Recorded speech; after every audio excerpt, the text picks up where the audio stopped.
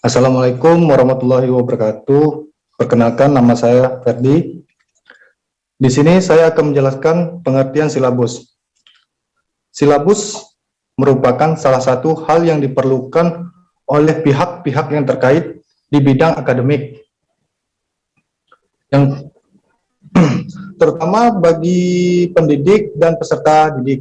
Istilah silabus didefinisikan sebagai garis besar, ringkasan, ikhtisar, atau pokok-pokok atau isi dari materi pembelajaran.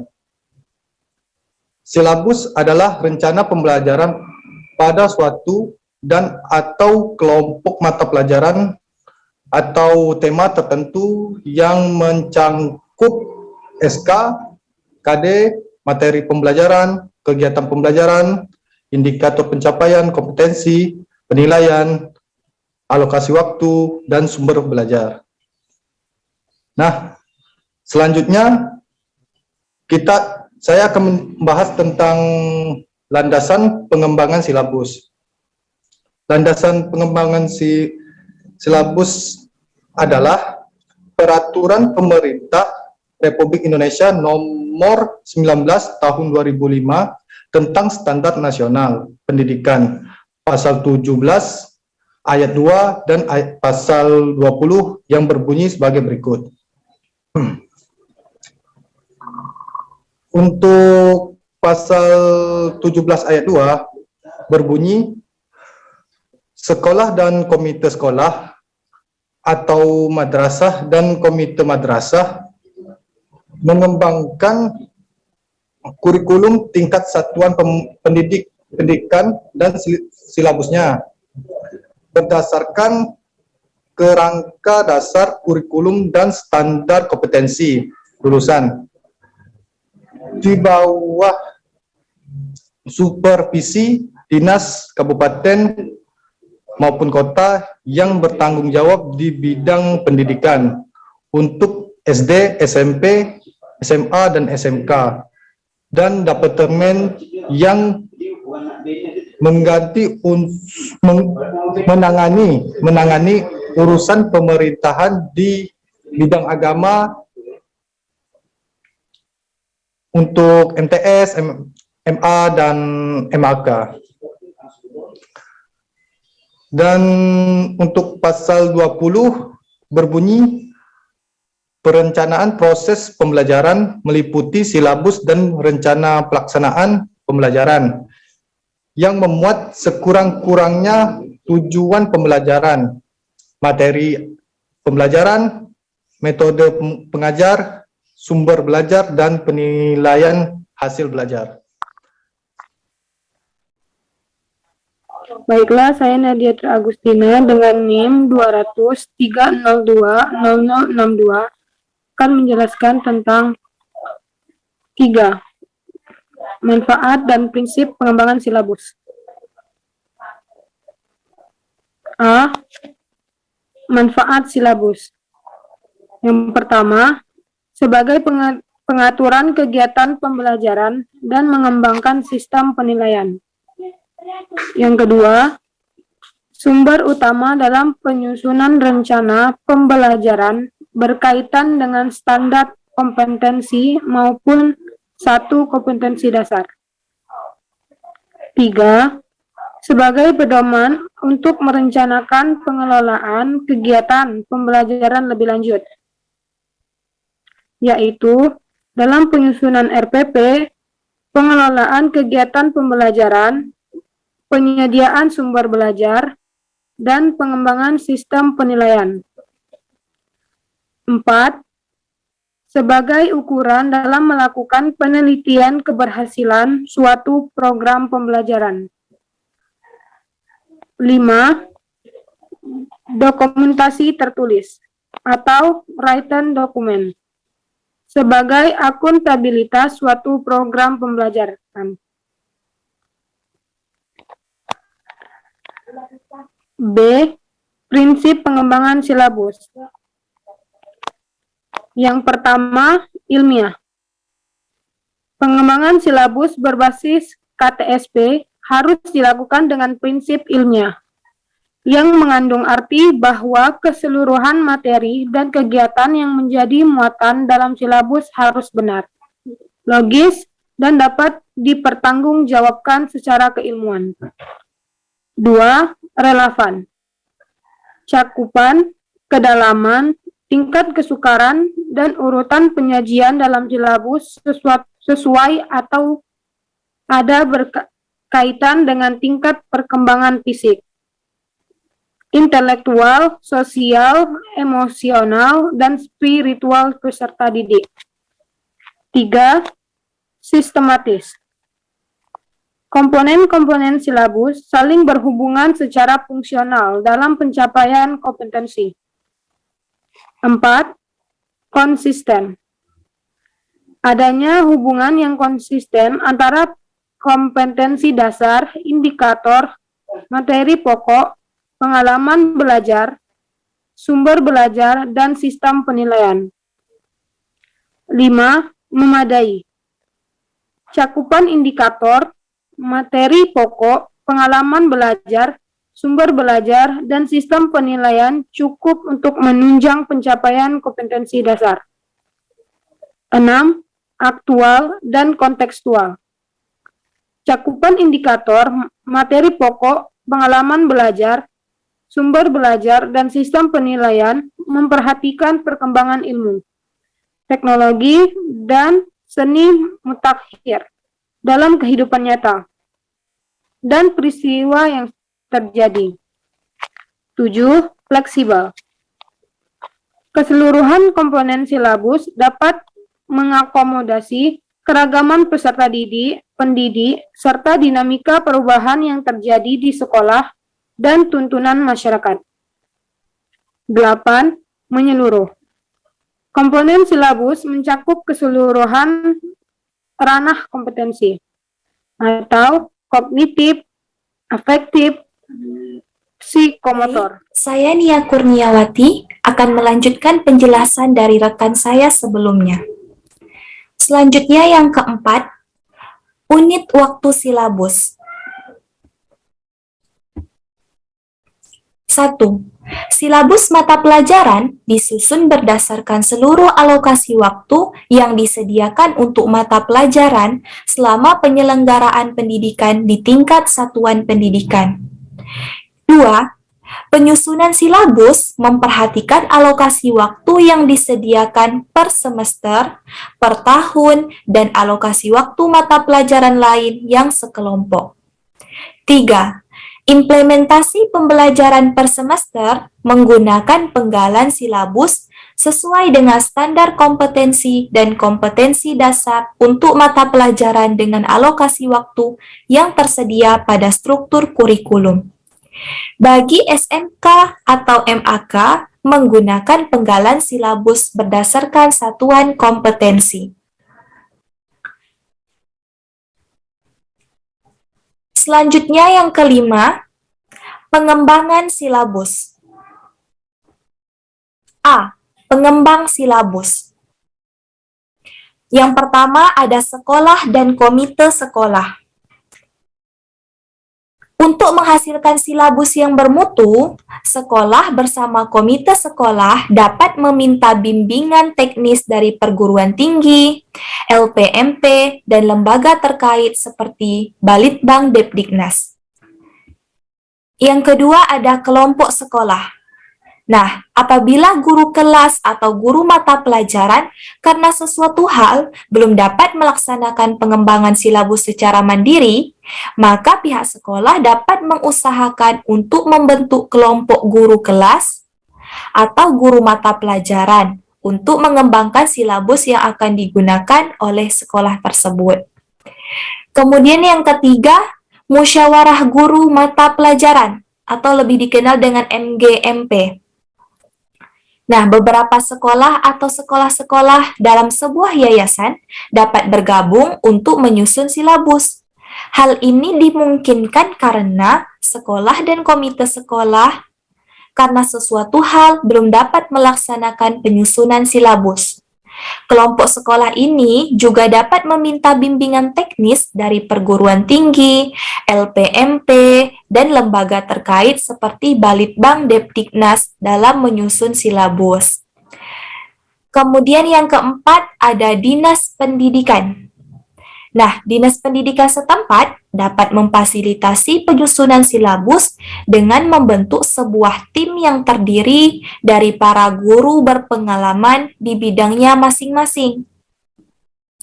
Dalam pengembangan silabus ini juga, sekolah, kelompok kerja guru, atau dinas pendidikan dapat meminta bimbingan teknis dari perguruan tinggi, LPMP, atau unit utama terkait yang ada di Departemen Pendidikan Nasional. Kemudian yang B, penanggung jawab pengembangan silabus. Yang pertama, Balitbang Depdiknas. Adapun peran dan tanggung jawabnya dalam silabus antara lain mengembangkan model silabus untuk diadopsi oleh satuan pendidikan yang belum siap mengembangkan KTSP sendiri, melakukan penelitian berkaitan dengan perencanaan, pelaksanaan, dan penilaian KTSP di sekolah, kemudian membuat contoh silabus yang efektif dan efisien, serta mudah diterapkan dalam pembelajaran. Kemudian, bersama-sama dengan BSNP dan Puskur memberikan pelayanan kepada tim perekayasa kurikulum tingkat provinsi dan bila dimungkinkan, memberikan pelayanan langsung ke tingkat kabupaten atau kota. Selanjutnya yang kedua, BSNP Depdiknas. Adapun peran dan tanggung jawabnya, yang pertama, membuat contoh silabus yang efektif dan efisien, serta mudah diterapkan dalam pembelajaran di sekolah. Kedua, memberikan pelayanan kepada tim perekayasa kurikulum tingkat provinsi, dan bila dimungkinkan, memberikan pelayanan langsung ke tingkat kabupaten atau kota. Ketiga, menyelenggarakan seminar dan lokakarya untuk meningkatkan kualitas implementasi kurikulum. Kemudian yang keempat, menguji kelayakan silabus melalui penilaian ahli yang melibatkan berbagai ahli, baik ahli kurikulum, ahli bahasa, maupun ahli bidang studi. Kemudian yang kelima, melakukan penilaian secara berkala dan berkesinambungan tentang efektivitas kurikulum secara nasional. Penanggung jawab yang ketiga ada Pusat Kurikulum Depdiknas. Nah, peran dan tanggung jawabnya itu antara lain, pertama, memberikan masukan kepada BSNP berkaitan dengan contoh atau model silabus yang dikembangkan. Yang kedua, membantu BSNP dalam mengembangkan contoh silabus yang efektif dan efisien, serta mudah diterapkan dalam pembelajaran di sekolah. Selanjutnya, bersama-sama atau secara terpisah menyelenggarakan seminar dan lokakarya untuk meningkatkan kualitas implementasi kurikulum. Penanggung jawab yang keempat, yaitu Dinas Pendidikan Provinsi. Peran dan tanggung jawabnya antara lain, menyesuaikan buku teks pembelajaran dengan silabus, baik silabus yang dikembangkan oleh Diknas maupun yang dikembangkan oleh satuan pendidikan. Membuat contoh silabus yang efektif dan efisien dan sesuai dengan kondisi daerah provinsi, serta mudah diterapkan dalam pembelajaran di sekolah. Kemudian, memberikan kemudahan dalam pembentukan tim pengembangan silabus tingkat kabupaten atau kota melalui pembinaan, penataran, dan pelatihan. Selanjutnya, memberikan dukungan sumber-sumber daya pendidikan untuk kepentingan penyusunan silabus. Mengupayakan dana secara rutin untuk kepentingan pengembangan kurikulum, khususnya dalam pengembangan silabus, termasuk di dalamnya yaitu penilaian dan monitoring. Kemudian memantau penyusunan silabus dan implementasi kurikulum secara keseluruhan pada tingkat kabupaten dan kota. Penanggung jawab selanjutnya yaitu pendidikan kabupaten dan kota. Mohon maaf, yaitu Dinas Pendidikan Kabupaten dan Kota. Nah, adapun peran dan tanggung jawabnya ini yaitu pertama, membentuk tim pengembang silabus tingkat kabupaten atau kota dan mengembangkan silabus sesuai dengan kondisi dan kebutuhan daerah. Kemudian mengembangkan rambu-rambu pengembangan silabus yang sesuai dengan kebutuhan daerah yang bersangkutan sebagai pedoman tim pengembang silabus dan bagi sekolah yang mampu mengembangkannya sendiri. Yang ketiga itu memberikan kemudahan bagi sekolah yang mampu mengembangkan silabus sendiri. Yang keempat, mengkaji kelayakan silabus yang dibuat oleh sekolah-sekolah yang memiliki kemampuan untuk mengembangkannya. Selanjutnya, penanggung jawab selanjutnya yaitu sekolah. Nah, adapun peran dan tanggung jawab sekolah dalam pengembangan silabus antara lain berkolaborasi dengan sekolah lain untuk membentuk tim pengembang silabus tingkat kecamatan dan mengembangkan silabus sesuai dengan kondisi dan kebutuhan daerah. Yang kedua, membentuk tim pengembang silabus kurikulum tingkat sekolah bagi yang mampu melakukannya. Sekolah juga memberikan masukan kepada Dinas Pendidikan Kabupaten dan Kota, Dinas Pendidikan Provinsi, Badan Standar Nasional Pendidikan, dan Pusat Kurikulum Departemen Pendidikan Nasional berkaitan dengan efektivitas dan efisiensi silabus berdasarkan kondisi aktual di lapangan. Selanjutnya, menerapkan silabus atau melaksanakan pembelajaran sesuai dengan karakteristik dan kebutuhan sekolah, baik buatan sendiri maupun yang disusun oleh sekolah lain. Selanjutnya, memperbaiki dan meningkatkan kualitas silabus dan kualitas pembelajaran secara terus-menerus dan berkesinambungan. Penanggung jawab selanjutnya yaitu kelas atau guru. Nah, peran dan tanggung jawab kelas atau guru dalam pengembangan silabus antara lain, pertama, menganalisis rancangan kompetensi dan indikator kompetensi, serta materi standar. Yang kedua, menyusun rencana pelaksanaan pembelajaran. Yang ketiga, mengembangkan strategi pembelajaran. Dan yang keempat, mengembangkan media dan metode pembelajaran. 6. Komponen dalam silabus. Silabus merupakan salah satu bentuk penjabaran kurikulum. Periode pengembangan kurikulum ini memuat pokok-pokok pikiran yang memberikan rambu-rambu dalam menjawab 3 pertanyaan mendasar dalam pembelajaran, yaitu yang pertama, kompetensi yang hendak dikuasai oleh peserta didik, yang kedua, fasilitas yang digunakan peserta didik untuk menguasai kompetensi, dan yang ketiga, untuk mengetahui tingkat pencapaian kompetensi oleh peserta didik. Dari 3 pertanyaan mendasar tadi, silabus memuat pokok-pokok kompetensi dan materi, pokok-pokok strategi pembelajaran, dan pokok-pokok penilaian. Pertanyaan mengenai kompetensi yang hendak dicapai atau dikuasai oleh peserta didik dapat terjawab dengan menampilkan secara sistematis mulai dari SK, KD, dan indikator pencapaian kompetensi serta hasil identifikasi materi pembelajaran yang digunakan. Pertanyaan mengenai bagaimana memfasilitasi peserta didik agar mencapai kompetensi dijabarkan dengan mengungkapkan strategi, pendekatan, dan metode yang akan dikembangkan dalam kegiatan pembelajaran. Pertanyaan mengenai bagaimana mengetahui ketercapaian kompetensi dapat dijawab dengan menjabarkan teknik dan instrumen penilaian. Di samping itu, diperlukan identifikasi ketersediaan sumber belajar sebagai pendukung pencapaian kompetensi. Berikut ini merupakan komponen pokok dari silabus yang sering digunakan. Yang pertama, komponen yang berkaitan dengan kompetensi yang hendak dikuasai, yaitu meliputi standar kompetensi, kompetensi dasar, dan indikator materi pembelajaran.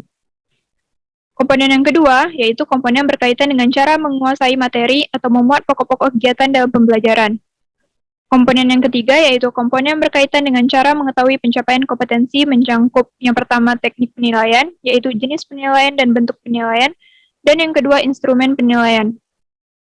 Dan komponen yang keempat, yaitu komponen pendukung, yang terdiri dari alokasi waktu dan sumber belajar. Saya Ira Rayani Riswana dengan NIM 2003020043. Di sini saya akan melanjutkan pembahasan dari rekan saya tadi. Di sini saya akan menjelaskan materi tentang langkah-langkah pengembangan silabus. Nah, apa saja sih langkah-langkah pengembangan silabus itu? Yang pertama, menentukan identitas silabus. Nah, identitas silabus terdiri dari nama sekolah, mata pelajaran,